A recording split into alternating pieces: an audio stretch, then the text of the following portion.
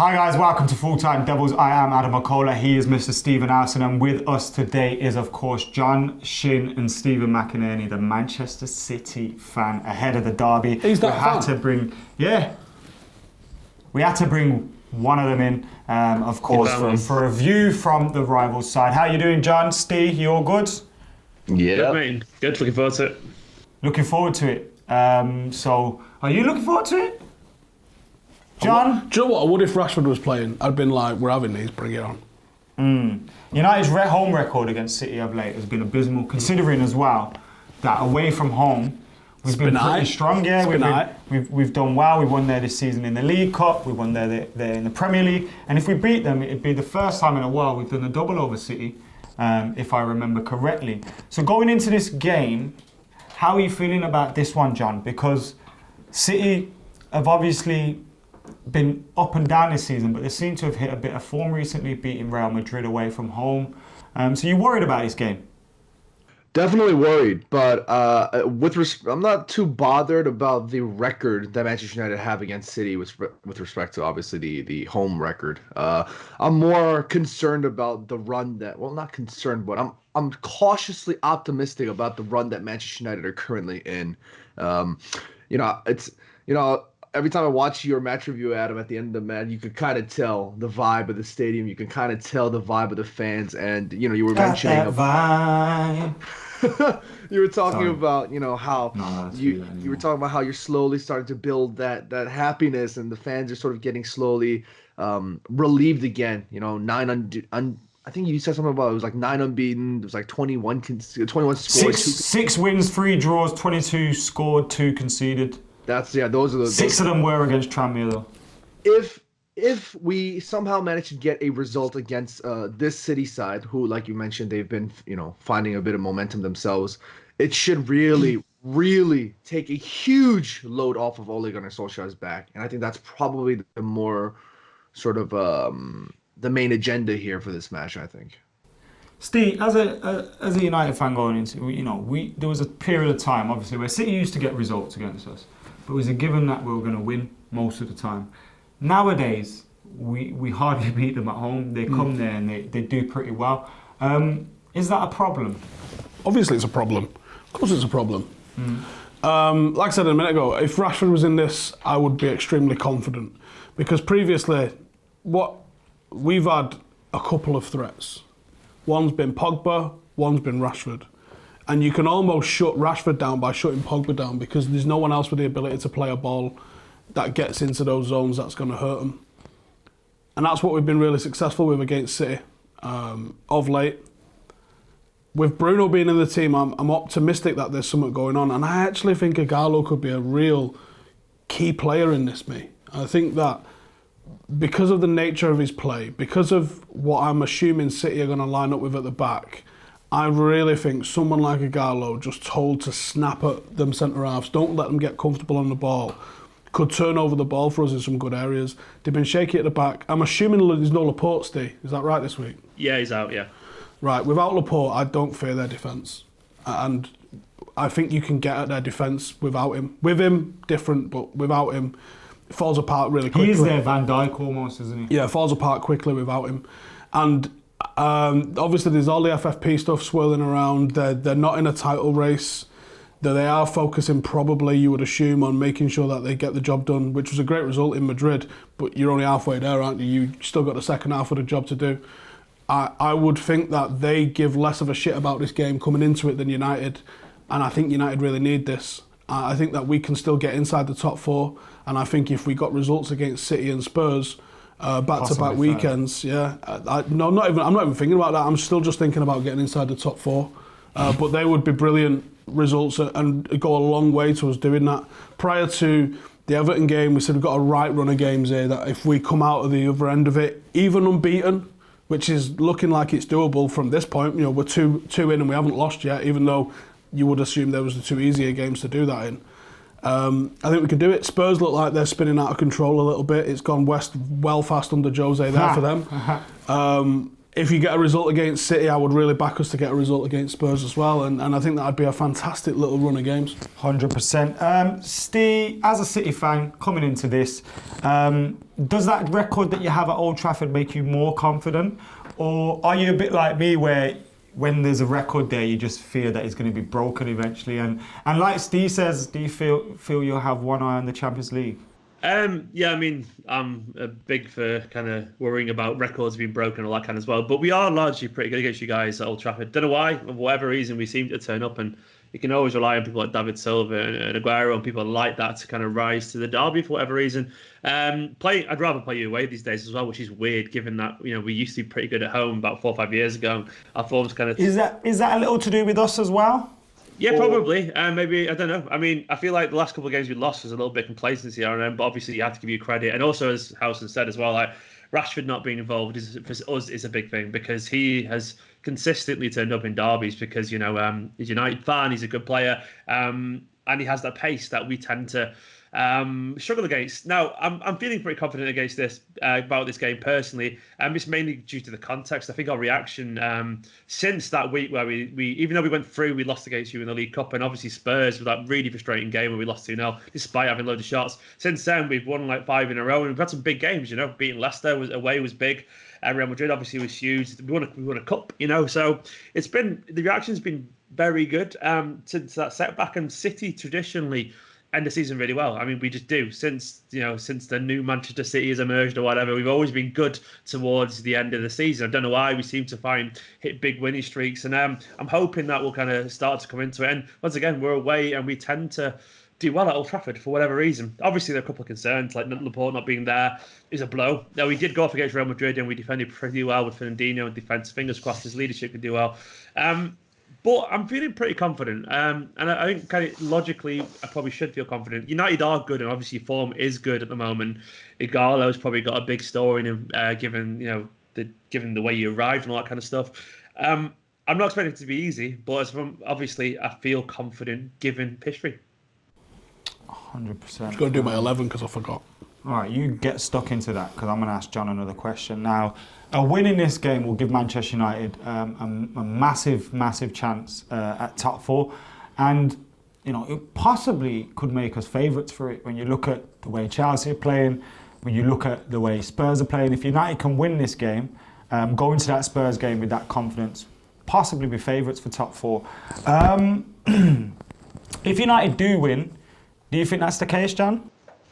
Yeah, I just woke up, so I'm like freaking half awake. But I should have talked about what I was saying before. Now, I think if we can get a result against City, I think this is going to be that huge relief factor that's going to allow the players to build the confidence that they really need and push forward until the end of the season. I think this test is probably going to be the biggest in terms of how Ole Gunnar Solskjaer is going to really wrap up this season. Of course, we've had so many problems this season with respect to injuries and other situations that caused a very negative downturn.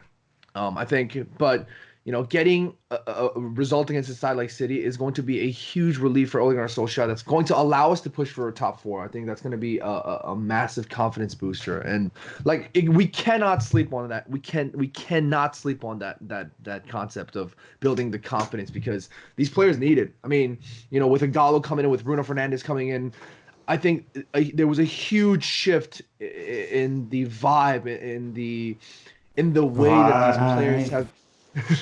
In the way that these players have been expressing their football, and I think they're enjoying it now. I mean, you look at Bruno Fernandes; he's just made everything tick, and this is going to be the icing on the cake. This is going to be I think tick, John.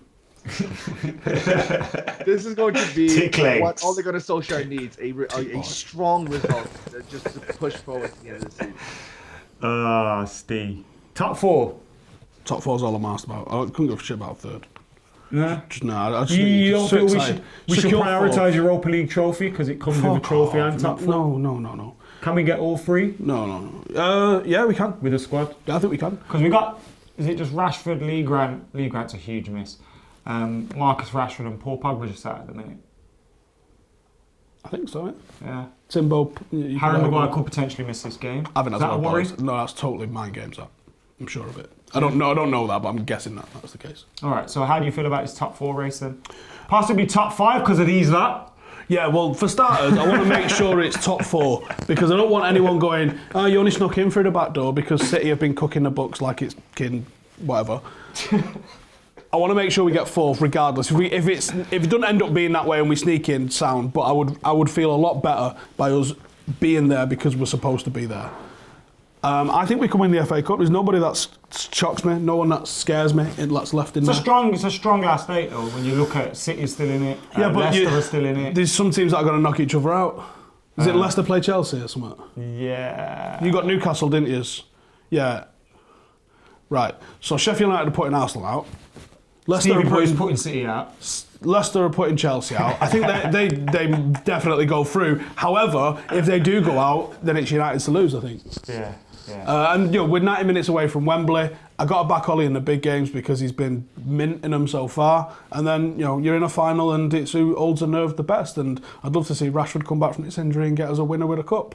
You got to say a similar sort of thing. There's a couple of tasty teams left in the Europa League, but not many, and they are playing each other generally. Does the squad not worry you then? So you think we've got enough now that everyone's getting back? No, it still does worry me. You're only a couple of injuries away from it being a disaster again.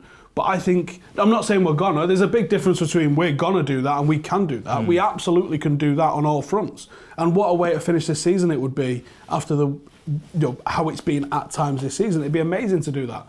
But I think that we're building a squad that's building resilience. It's warming up nicely, and Ole Gunnar Solskjaer is doing a Sir Alex Ferguson tribute act. Whether he's as successful as Fergie or not, we obviously don't know the answer to that.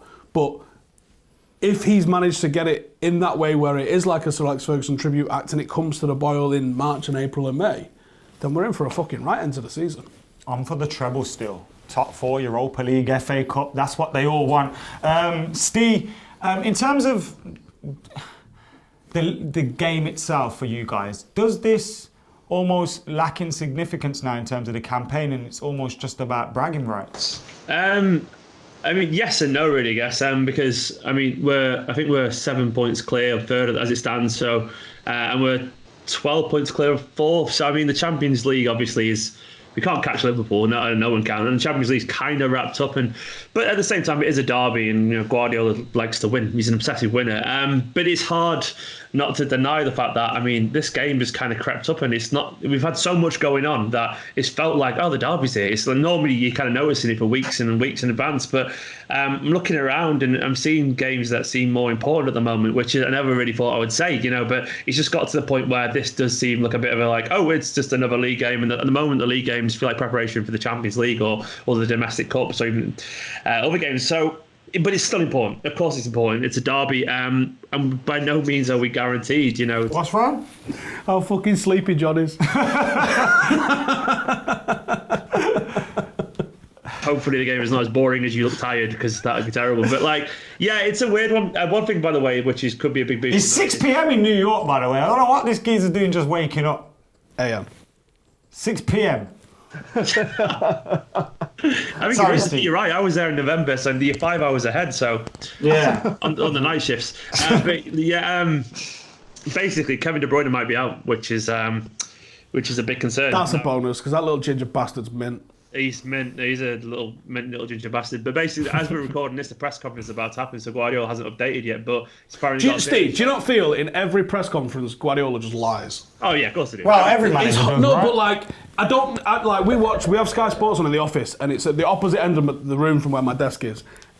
And all I see is whenever he comes on, whatever he's talking about, there's no sound on. I'm just going, he's fucking lying. I don't even know what he's talking about. I think press conferences have become redundant because of the fact that most of the questions are just journalists looking for TMZ-style headlines. So they immediately get managers on the back foot and being defensive rather than allowing them to be in a position. You're spinning me around. Allow them to be in a position to open up and be honest and be genuine. And plus, I was listening to something on the radio today, and they were talking about Rangers, to be fair.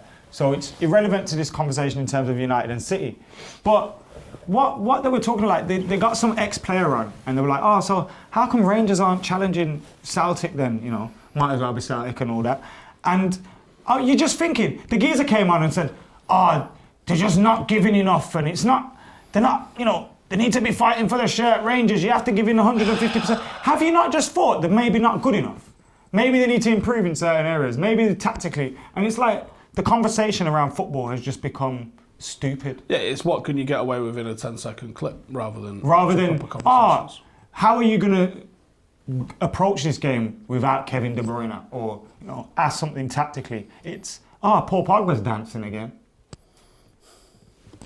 I thought City did some really interesting tactical stuff against us in that home leg of the League Cup. You played like a 4-4-2 with 2 false nines, and you totally dominated us with the press. And going back to De Gea is a bad idea for United under the press, and they just man for man us, limited the options and forced us to go long to I think was it Greenwood we was trying to go long to Greenwood and James or someone. It was ridiculous. Whoever we was trying to go long to, it was a bad idea. And I've seen that happen from time and time again with United. It almost sort of happened with Everton, which is why Everton had so much success with us. But you'll never see anybody say, like, why are you shitting the press? What are you doing to overcome the press? Because you are seeing things slightly change. We're not finding the right answer immediately, but we are trying different approaches with certain stuff. And you're seeing how far some players drop off. You're seeing some certain midfielders come and pop in there for it. But yeah, you're right. It's some of the shit that they ask in press conferences is bollocks. Let's move on to predicted 11s. Obviously, I know we're a bit short on time, so I'm not going to give one. Steve, fly through your predicted 11, please, and then we'll go to John and McInerney. I'll go with Dave in net. Obviously, there's a big conversation going on about him at the moment, but there's no way he's going to switch that out with 2 for the season left. I hope Wan-Bissaka makes it, because that's massive, because he's actually absolutely taken Sterling home this season when he's played against him. Maguire and Lindelof. Maguire's in some excellent form. Same thing. I hope it's mind games and that he is actually fit and he's just chatting shit to give City a bit of a thing to think about when they're looking at how they're going to play. Lindelof's excellent in this sort of game where he has to cover into the spaces and into the channels and stuff like that. It really suits his game. Luke Shaw's in because he's in good form. And I think he sticks with the diamond. I think that Matic had the weekend off or the week off against Derby, so Matic will come in and be a bit of a screen and sort of get in between defence and midfield, and just his positioning's been excellent. Even with the ball, I don't think he's been amazing, but off the ball, his positioning's been top. You got to partner that with the energy that you're going to get with Fred and McTominay, and then Bruno just ahead of them, who's going to give free licence to do what he wants, and I would fancy that little fucker to get a goal. And then I think the two you got to play up front is Martial and Igalo. Martial off the left, Igalo to do whatever he wants, just chase, harry, put pressure on City's defence. And yes, it's narrow, but what you'd expect in a narrow formation like this is that you'd see Fred and McTominay go and double up with the full-backs and help out there a little bit.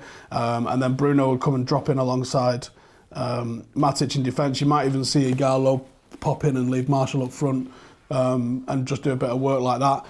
But that's how I'd roll, and I think that would have half decent chance. It feels quite strong through the middle. The only one that I think would be a dodgy one is whether or not Igalo starts, or if he goes with Greenwood. But I would expect one of them to start, one of them to be on the bench. Disappointing no Bailly in your team. I thought about it. John, wake up and give me 11. I got David De Gea in goal. My back four, I think, is the same as Steve's. I got Maguire and Lindelof in central defense. I got Shaw on the left and Aaron Wan-Bissaka on the right. I have my midfield of Fred, Matic. I'm going to go Fred, Matic with Fernandez as the 10. I got Martial on the left, I got Mata on the right, and I got Igalo forward. 4-2-3-1 then. Mm-hmm. Interesting. Yeah, that's what you did, John. Thank you for that, John. Can go back to sleep now. Steve, your 11 for City, please. Yeah, it's really hard to pick because he keeps doing different things in every game recently. Even against United this season, he's had a free at the back. He's done the false nine thing with Bernardo and De Bruyne both acting like, and Morales as well acting like false nine. So I'm really hard to call it. And I've got a weird feeling we might actually see the enigmatic Phil Foden actually play. Fuck off, Steve. Don't talk Otto Wibble. Not fucking pick him. He's going to pick you before he picks him. I mean, I'm not going to commit to it, but I've got a weird feeling it might happen for some reason, and who knows. But anyway, in terms of Ederson obviously being goal, I think the back four kind of picks itself. Mendy's actually getting back to something close to good form. So Mendy will be there with Kyle Walker as fullbacks. Fernandinho will definitely play alongside probably Otamendi, I would guess. Maybe Stones, because he did all right. He's kind of getting some games at the moment, but I think it will be Otamendi. Then I can't really see past Rodri. I think David Silva will play because he tends to do well at Old Trafford. He just does for whatever reason. He kind of seems to suit these kind of games. Kevin De Bruyne, I'm hoping it's just the whole kind of bluff thing and then we bring him on. But yeah, I'll say De Bruyne. If not De Bruyne, I honestly think Foden will start over Gundogan. But so I'll go for that. I'll go for the obvious midfield of Rodri, De Bruyne, David Silva. Then this is where it gets interesting because, I mean, last time when we beat you 3-1, we didn't play Gabriel Jesus or Aguero. We went for like Mahrez and Bernardo and a lot. I think Sterling, though, is always a big shout for these games. Even though he doesn't do that well against Wan-Bissaka, I think he will start. Guardiola just seems to really like him. And I think you'll probably say Gabriel Jesus. If in the middle, I've got a feeling he'll just go for him. And then probably Bernardo on the right. So no Aguero, I reckon, which is a big shout. But he seems to... He's got a lot of trust in Gabriel Jesus at the moment, so I'm going to go for that. But it changes every single game, so it's so hard to predict at the moment as a City fan. But I'm expecting some kind of weird decision, some decision that surprises someone, be it no striker, or be it Foden starting, or who knows, or being honest with your accounting. Who knows? Really cares because I'm talking about that. We've got to talk about Liverpool now. We've heard their team. Steve, this is where you come in. Obviously, your strongest point would be City in this.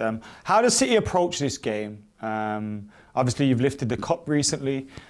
You've beaten Real Madrid, but you have got that cloud hanging over you with obviously the financial fair play, punishments coming in, your dodgy owners, all that stuff. How has that affected the fans?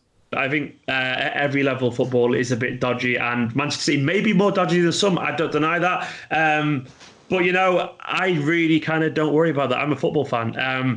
Is that how it is amongst the whole fan base? I'm kind of not one of those people who thinks you know more than the experts. And I think it's naive to do that. I will just kind of support it. And if City are found guilty by the Court of Arbitration of Sport, I will accept that. They seem like an independent body. You've already got UEFA's president genuinely distancing himself from the verdict, which is interesting. So we'll see how that plays out. I'm not stupid. Of course, I know what City are up to. I'm not. I know what. Look at Liverpool and all that kind of stuff. Look at what they've been doing with the hacking and stuff. I'm not trying to say what about, and I'm not saying the two wrongs. You didn't say probably there though. No, you don't know specifically. None of us actually technically know, and that's what a wise person would do. They would basically say, "Look, until the verdict's been passed, I'm not going to comment." And I wish there's a lot more about that because I saw it as soon as you pulled out that deal. Yeah, everyone went. It was just. No, if I was sat outside, I'd say exactly the same as you probably. But I'm not going to defend. I'm not going to defend something I don't fully understand. I'm just going to say I just want to enjoy football because I think I do find that kind of side of the game tiring. Like it's on the football, Steve. How do you feel about this league campaign? Because surely you don't expect to be where you are right now. No, we've not had a great season. I think there's as we've ever anything. You can try and pinpoint one thing, but it's never as simple as that. Football isn't as simple as that. There's a whole. There's so many issues in terms of maybe not the right recruitment, losing Vincent Kompany, people like that, Sané's injury, Laporte being out for 5 months as well. He's basically a whole. These aren't excuses; they're just things that have happened. That maybe as well he was never capable. You can't really probably have 3 95+ point seasons in a row, maybe. And Liverpool have been great, and we're probably still going to get 80 odd points. And another year that would have been really good. But our standards have dropped a bit this season, which is inevitable. You know that United went up and down like that. You know it happens to every single club. And does it worry you then that you could potentially have these financial fair play issues coming in and then you may not be in a position to spend money to improve your squad? Because from what the sounds of it is, you feel like the squad needs improved. So from the stuff that happens off the pitch, does it worry you about the impact it might have on the pitch? You've only got £250 million centre house on the bench. Which we haven't, for what it's worth. But okay, you keep saying that, Howson. We've got Stones, and then Otamendi was 30. No, so do you think that it will affect on the pitch? Sorry, yeah, do you think it does. There'll be a negative impact on the pitch. Well, of course, it'd definitely have a negative impact. But I mean, with this season, we're still probably going to win. Maybe might win a couple of trophies. I mean, if this is our down season, it's pretty damn good. You know, I won't complain too much.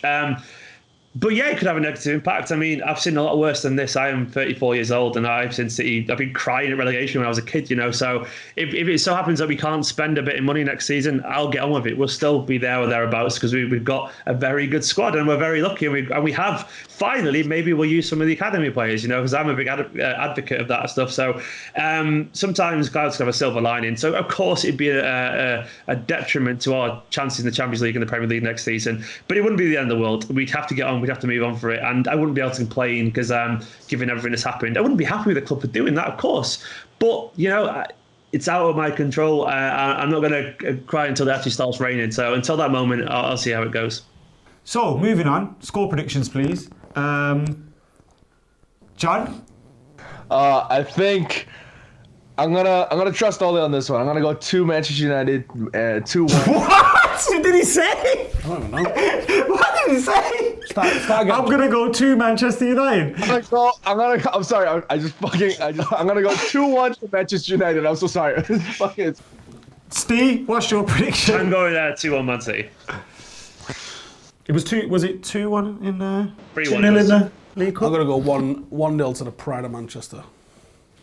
Oh, City win. Who's scoring? You can't be proud of them owners. We can't either, to be fair. I'm about to say, yeah. They don't like Pride either. We're all right with Pride. Oh yeah, High five. That's a good one, that. No, I think I want to say Gallo because we all want it, but I think it's probably going to be Bruno. And I'm going to go sit on the fence and say 2-2 draw. I think it'll be a good game though.